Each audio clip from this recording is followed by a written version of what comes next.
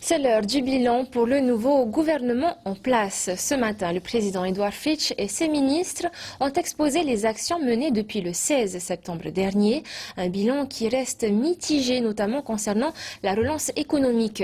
Mais le discours du président est porteur d'espoir. Réaction du côté des entreprises et des commerces, l'année a été morose, mais les patrons restent confiants à long terme. C'est un reportage de Sophie Gebel et Mathieu Toutaver. Plus de 100 jours maintenant que le nouveau gouvernement a repris le flambeau. 100 jours également que le président Édouard Fritch dit s'être concentré sur la relance de l'emploi. Une préoccupation bien sûr pour les entreprises qui attendent surtout du changement pour cette année. Il faut initier des projets économiques pour que les entreprises puissent embaucher, puissent avoir des carnets de commandes qui se remplissent et créer de l'emploi. Pour faire en sorte que ça avance, il faut que le gouvernement fasse éclore les projets, c'est-à-dire les lance. Aujourd'hui, on a beaucoup de projets dont on parle un peu dans le vent. Il nous faut du concret. 2015, c'est l'année du concret. Ces grands projets d'investissement tant attendus par les entreprises devraient voir le jour fin 2015, selon le gouvernement.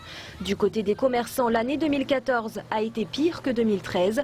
Ils n'attendent pourtant pas d'amélioration en 2015, mais restent confiants à plus long terme pour ce nouveau gouvernement qui n'en est qu'à ses balbutiements. Il y a du travail, il y a de l'espoir, c'est vrai qu'on fait confiance, donc on attend beaucoup de choses, on attend peut-être trop, mais forcément qu'on est dans une attente. Ceci dit, nous à notre niveau on travaille. Et donc, c'est en travaillant tous qu'on y arrivera. Oui. Travailler ensemble, c'est bien un des principes énoncés par Édouard Fritch lors de son discours.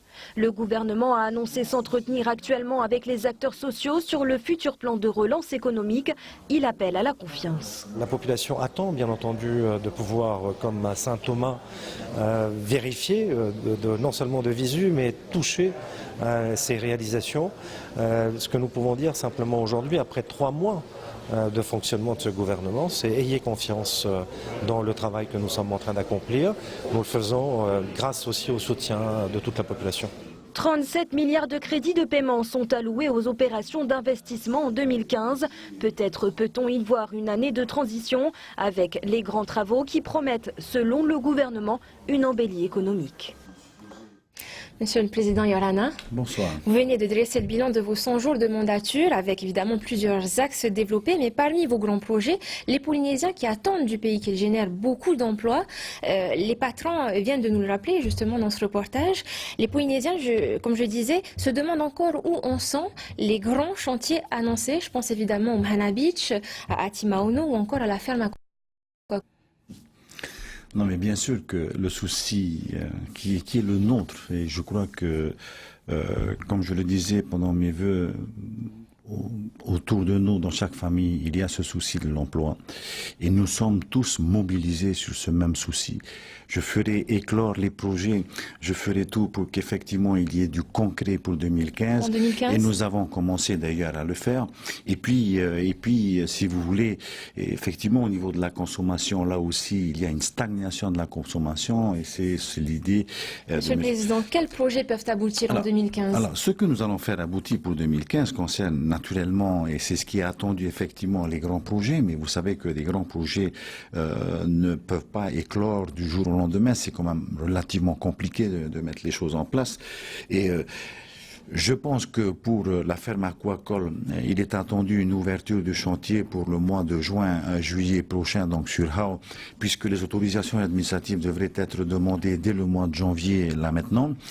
Pour ce qui concerne Mahana Beach, nous avons lancé une consultation auprès de manifestations d'intérêt non, nous attendons les réponses pour la fin du mois de janvier, début du mois de février. Donc ça veut dire que nous aurons dès le mois de février prochain une idée des investisseurs qui voudront bien venir investir sur le projet Mahana Beach. Bon, ensuite, ce sera la troisième phase, c'est celle de la préparation du chantier. Il faut s'attendre à une ouverture du chantier du Mahana Beach vers la fin de l'année. Je ne veux pas être plus optimiste que cela, mais il faut s'y attendre.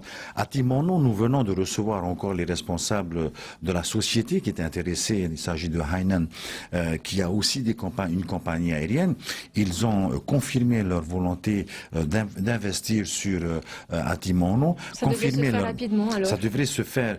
Oui, là encore, vous savez, la préparation d'un investissement pour un complexe de 500 chambres nécessite un certain temps, 6 mois, 9 mois pour y arriver. Mais j'ai la ferme conviction aujourd'hui que 2015 sera effectivement une année de transition qui nous permettra de lancer les grands chantiers. Edouard Fitch, poursuivons avec notamment les contrats d'accès à l'emploi. Ils étaient en quelque sorte une mesure d'urgence, mais aujourd'hui, quelle est votre politique d'emploi durable pour la Polynésie? Les CAE, c'est une mesure d'urgence, ce sera encore des mesures d'urgence pour quelque temps, puisque on nous annonce entre 9 000 et 10 000 personnes qui aujourd'hui attendent d'avoir un emploi. Le CAE va offrir à ces jeunes, à ces personnes qui ont perdu leur emploi, un moyen de subvenir à leurs besoins. Ça veut dire quoi, qu'ils vont disparaître un bien jour? sûr, puisque le CAE n'est valable que pour un an reconductible une fois, c'est-à-dire que dans 2 ans, on va revenir au point de départ. Ceci veut dire qu'il faut les préparer,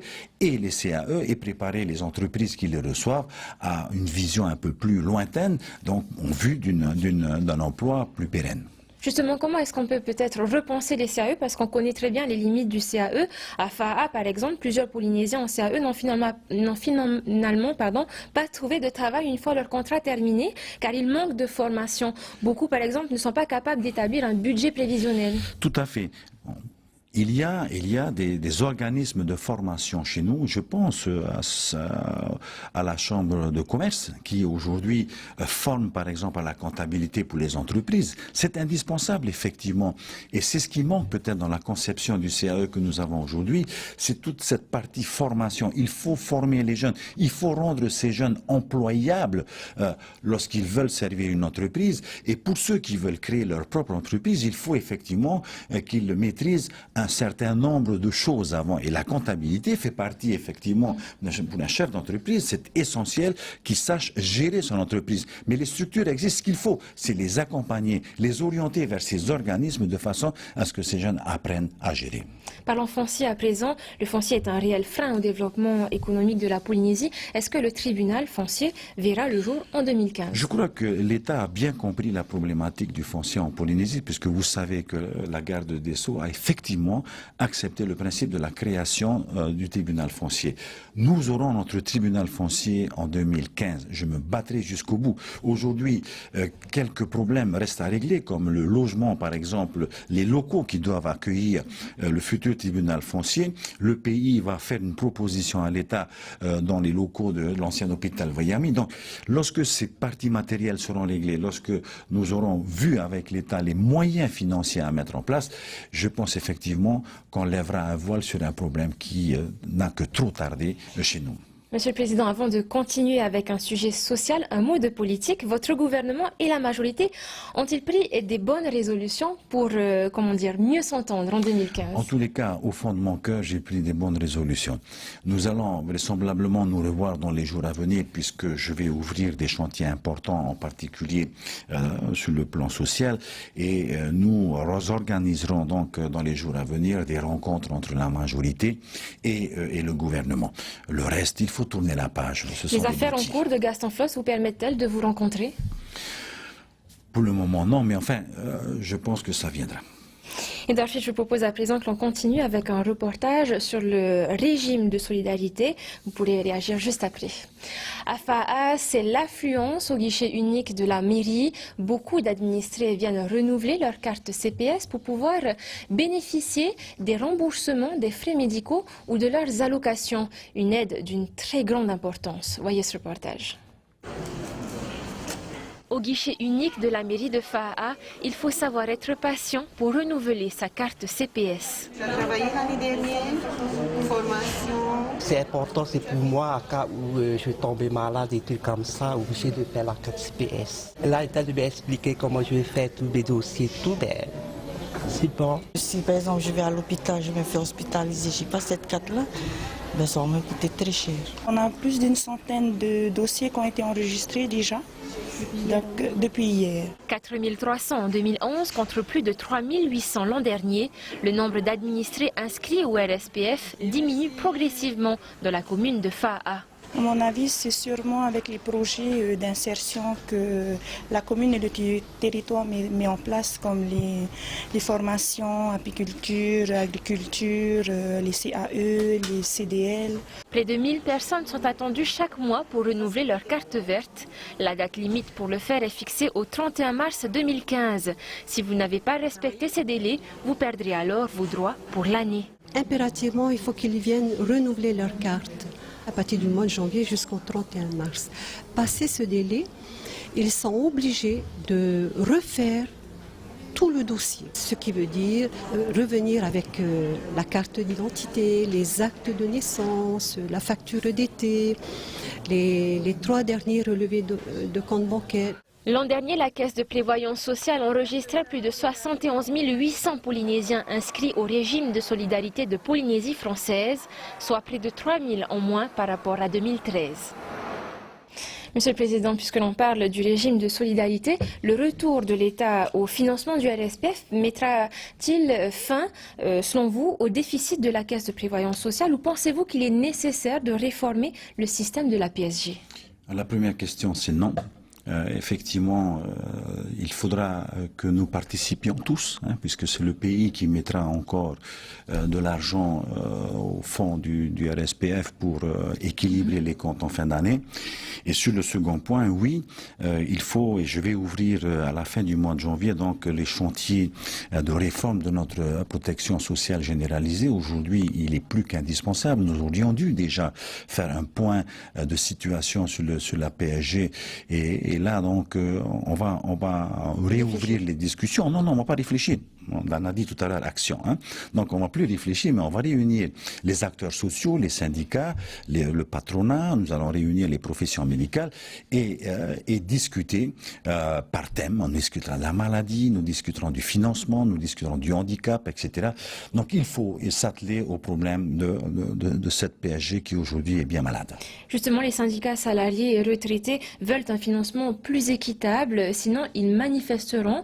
Ronald Telolo-Toa le disait encore hier sur notre plateau. Est-ce que vous êtes prêt à discuter véritablement avec eux? J'appelle les syndicats à venir discuter dans les semaines à venir, puisque je suis intimement persuadé que les solutions à trouver pour la PSG seront des solutions obtenues à la suite de discussions franches, les discussions élargies.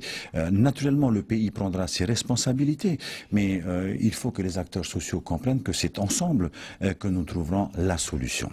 Les aides sociales ont encore augmenté car la précarité augmente malheureusement elle aussi en Polynésie. Pour penser cette situation, vous prévoyez plutôt les aides sociales ou la création d'emplois? Non, il faut favoriser la création d'emplois.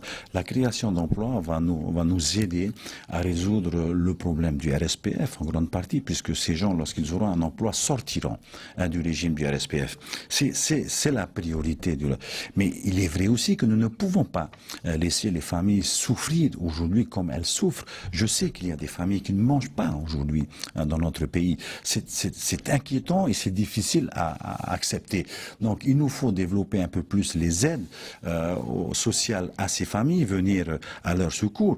Bon, c'est le problème de la nourriture quotidienne, mais c'est aussi le problème du logement. Nous allons libérer les aides au logement pour que ces gens puissent au moins avoir un logement décent et puissent vivre dans de bonnes conditions. Pour terminer avec le régime de solidarité, est-ce qu'avec ce retour de l'État, vous ne craignez pas que l'État ne vous impose sa vue sur la gestion de la CPS?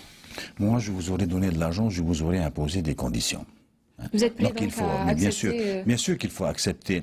Il nous faut être raisonnable dans cette affaire. Nous avons besoin du secours de l'État. En échange de quoi nous devons faire des efforts. Nous les ferons. Car 1,5 milliard d'impôts supplémentaires pour le pays, c'est insupportable. Donc nous accueillons avec bienveillance cette aide de l'État et nous ferons des efforts. Un mot d'éducation à présent. Les réseaux d'éducation prioritaires, soit à Papara, à Fa'a et au Tuamotu, permettront selon vous de résorber le retard scolaire de la Polynésie? En tous les cas, il permettra d'améliorer la qualité de l'éducation dans ces établissements scolaires. L'idée du REP, c'est de mobiliser d'abord tout le corps éducatif autour de la problématique de ces enfants. Donc c'est un effort demandé à tout le corps éducatif. Et pour ce qui concerne les pouvoirs publics, d'avoir une participation financière beaucoup plus importante pour venir épauler les actions qui seront menées par le corps éducatif. Donc c'est un travail en commun que nous ferons. C'est indispensable. Nous n'allons pas, en l'espace d'un an, enrayer le problème de l'échec scolaire, mais c'est en tous les cas une situation d'urgence pour ces Monsieur le Président, il nous reste très peu de temps. Deux dernières questions. Concernant l'électricité d'abord, les parlementaires des DOM-TOM souhaitent un prix identique dans tout l'outre-mer. Chez nous, c'est l'une des plus chères au monde. Cette ambition est-elle réaliste selon vous ? Il faut rêver un petit peu.